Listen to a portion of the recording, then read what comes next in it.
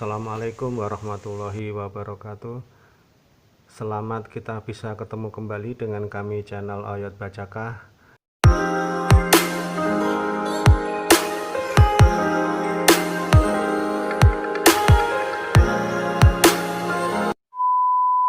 Pertama kami buatkan dulu seperti bagaimana latar belakangnya, bagaimana maksud dan tujuan kami itu. Kami juga menemukan data bahwa yang namanya sudah beli Bacakah, sudah tahu Bacakah, kemudian cara merebusnya, ya itu mereka sudah menganggap itu sudah cukup. Bagaimana mereka tidak berfungsi, bahkan kalau perlu kita musnahkan, itu yang selama ini belum disadari. Dengan adanya kasus yang sama terhadap Bacakah yang sama tapi hasilnya berbeda, itu ada apa? 30% itu banyak faktor daripada lingkungan dan makanan.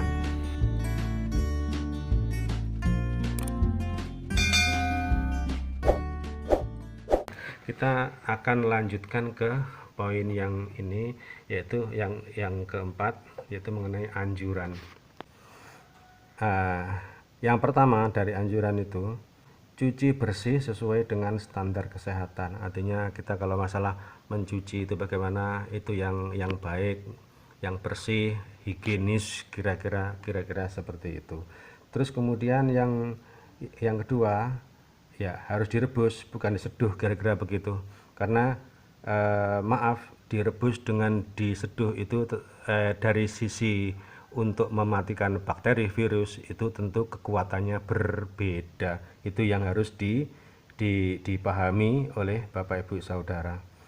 Nomor 3, ya kita kalau merebus itu ya kira-kira secukupnya aja lah, kira-kira begitu. Apalagi dalam pengertian, maaf, dalam Bacakah kami ini Bacakah yang reaktif. Reaktifnya apa? Cepat sekali berinteraksi dengan yang namanya penyakit. Tentu ada sedikit mungkin perlawanan dari tubuh itu sendiri, karena ada yang tubuh yang bisa menerima tidak ada faktor risiko apa-apa, dan juga ada yang bisa menerima, artinya apa? Adanya perlawanan sehingga kondisi fisik seseorang itu tidak sama. Makanya kami anjurkan untuk bagaimana merebus dengan secukupnya sebagai pemanasan supaya ada sedikit penyesuaian, kira-kira seperti begitu. Terus kemudian nomor 4, yaitu bagaimana seperti di awal tadi, Bapak Ibu tetap harus konsultasi dengan dokter, kira-kira begitu. Karena apa? Untuk mengetahui kondisi real, kondisi nyata dengan keadaan kondisi penyakitnya sampai sejauh mana, kira-kira seperti itu. Makanya Ibu harus tetap konsultasi ke dokter, syukur-syukur bisa ke dokter spesialis. Terus kemudian ya kita nomor 5 itu jangan lupa yang namanya kita selaku orang beragama, orang beriman, tentu kita tidak bisa berbuat. Di sana masih ada Tuhan yang jauh yang punya kita. Itu jangan lupa bahwa kita miliknya, kira-kira gitu. Jadi kita memohon dengan sekuat tenaga, kira-kira seperti begitu. Terus kemudian nomor 6, ini yang paling penting tadi, kalau mungkin Bapak Ibu tadi ada melihat data tadi itu, yaitu jangan lupa itu ini yang paling besar ini 30-35% itu adalah lingkungan dan makanan. Artinya apa? Jangan lupa bagaimana kita pola makan dan pola hidup sehat itu harus kita terapkan, karena ini besar sekali. Inilah faktor yang paling besar dari adanya penyebab kanker dan penyakit-penyakit yang kritis yang lainnya, kira-kira gitu. Terus kemudian nomor 7, ya kita harus untuk mengimbangi ini juga harus ada yang namanya ini. Jadi kalau mereka yang kegemukan itu biasanya itu adalah olahraga. Makanya di sini harus olahraga yang cukup. Tujuannya apa? Ini. Kalau orang kegemukan, resiko kenanya sekian persen ini. Ini yang perlu dipahami oleh Bapak Ibu Saudara. Kira-kira begitu. Terus kemudian yang nomor 8 itu ya itu tadi, jangan merokok. Nah, merokok ini tembakau. Nah, jangan dianggap remeh Bapak Ibu. Ini yang merokok. Yang merokok itu ada dua, yaitu yang perokok aktif dan perokok pasif. Dan apa yang kami ketahui bahwa perokok pasif justru lebih berbahaya, lebih kemungkinan besar untuk yang namanya resiko kena kanker. Nah, kira-kira seperti begitu. Yang terakhir atau yang nomor 9 yaitu dengan cara diet. Diet itu ibarat karena orang juga ada yang menafsirkan dia sifatnya membuat kurus, kira-kira begitu. Ada juga yang mengatakan bahwa diet ini adalah pola makan yang diatur dengan tujuan apa? Untuk mencapai atau menjaga berat badan yang terkontrol. Kenapa? Inilah yang dikhawatirkan adanya yang namanya tadi ini obesitas, kira-kira begitu. Obesitas dan lingkungan dan makanan inilah yang penyebab yang paling besar, kira-kira seperti itu. Nah, itu yang perlu digarisbawahi oleh Bapak Ibu Saudara, sehingga apa yang kita lakukan dengan ikhtiar bacakah itu akan memenuhi apa yang kita harapkan. Selebihnya itu adalah hak Allah, kira-kira begitu, untuk sembuh tidaknya. Tapi kita selaku makhluk, selaku orang beriman, kita mengharap, kira-kira seperti itu.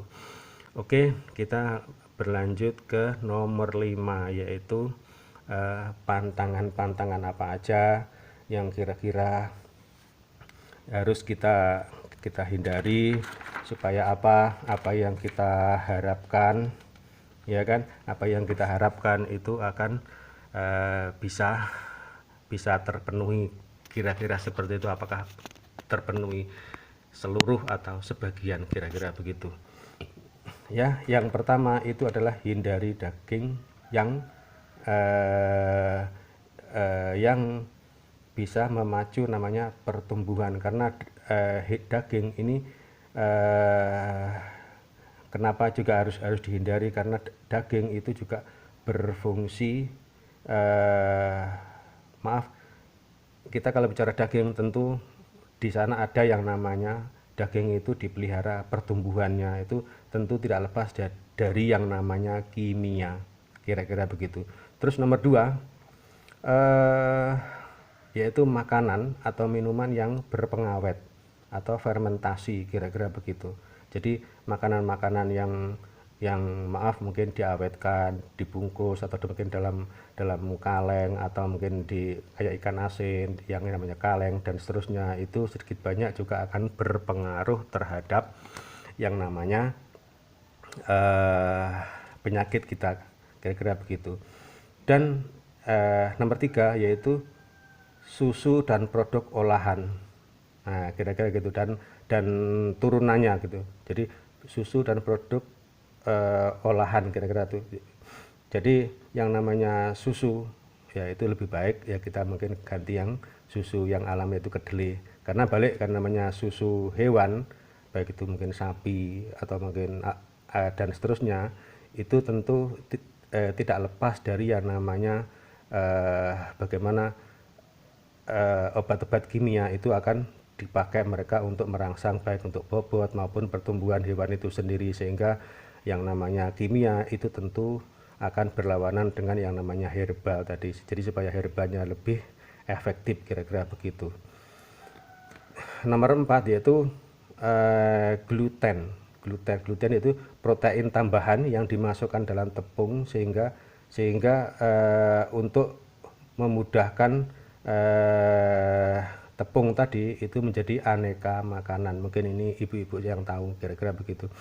Terus kemudian nih yang nomor 5 yaitu gorengan makanan. Jadi makanan-makanan yang digoreng, dipanggang dengan suhu yang tinggi, tentu ini akan merubah kondisi yang tadinya mungkin baik normal menjadi enggak baik atau mungkin enggak normal, kira-kira begitu. Mungkin bahasa yang pasnya mungkin karena bisa merusak, kira-kira begitu, merusak kandungan yang ada di dalam makanan itu sendiri, kira-kira mungkin arahnya ke sana, kira-kira seperti begitu. Terus kemudian ada yang namanya itu gula atau mungkin pemanis buatan, kira-kira begitu. Jadi ini juga perlu dihindari karena apa? Gula ini termasuk juga salah satu di antara yang namanya makanan lezat kanker itu sendiri, kira-kira seperti begitu. Jadi gula itu memang sedikit juga harus dihindari, apalagi yang usia sudah kepala 4 ke atas, kira-kira begitu. 40-an ke atas itu sudah mulai ya kalau bisa dikurangi. Tapi bagi penderita memang dia diusahakan harus bagaimana tidak, kira-kira begitu. Nah, kira-kira seperti begitu. Ini namanya gula atau mungkin pemanis buatan atau pemanis tambahan, kira-kira begitu. Terus kemudian juga ada yang namanya makanan itu yang diolah atau dibungkus dari plastik, kira-kira seperti begitu. Yang terakhir yaitu garam meja. Apa itu garam meja? Jadi garam meja itu adalah garam yang dibuat itu dari hasil tambang dalam tanah itu dengan proses yang lebih rumit dan sangat hati-hati, dan biasanya dia bentuknya, teksturnya itu lebih halus, dan biasanya mereka itu diberi zat aditif, yaitu untuk mencegah yang namanya penggumpalan, dan sekaligus juga ada ditambah dengan yang namanya gizi-gizi lain agar apa? Agar komposisi garam tersebut itu sama dengan yang namanya garam laut, atau istilah orang itu garam laut itu sama dengan garam dapur. Nah, kira-kira begitu. Jadi garam meja kalau dia dosisnya yang kita pakai itu melebihi daripada standarnya, maaf mungkin masalah ini ke ahlinya lah yang menjawab. Jadi melebihi daripada dosis atau melebihi dari asupan yang diperlukan, maka inilah yang membahayakan bagi kesehatan kita, kira-kira seperti itu. Nah, itulah sedikit gambaran dari kami, apa yang kami sampaikan. Mudah-mudahan bermanfaat untuk Bapak, Ibu, Saudara, maaf khususnya yang penderita kanker, baik itu mungkin kanker payudara, kanker paru, dan jenis-jenis kanker payudara yang lain, dan juga termasuk penderita jenis-jenis daripada penyakit kritis maupun penyakit kronis yang lain. Semoga apa yang kami sampaikan ini bermanfaat, dan jangan lupa tetap harus konsultasi ke dokter, jaga pola makan dan pola hidup sehat. Itulah dari kami, kurang lebihnya mohon maaf. Assalamualaikum warahmatullahi wabarakatuh.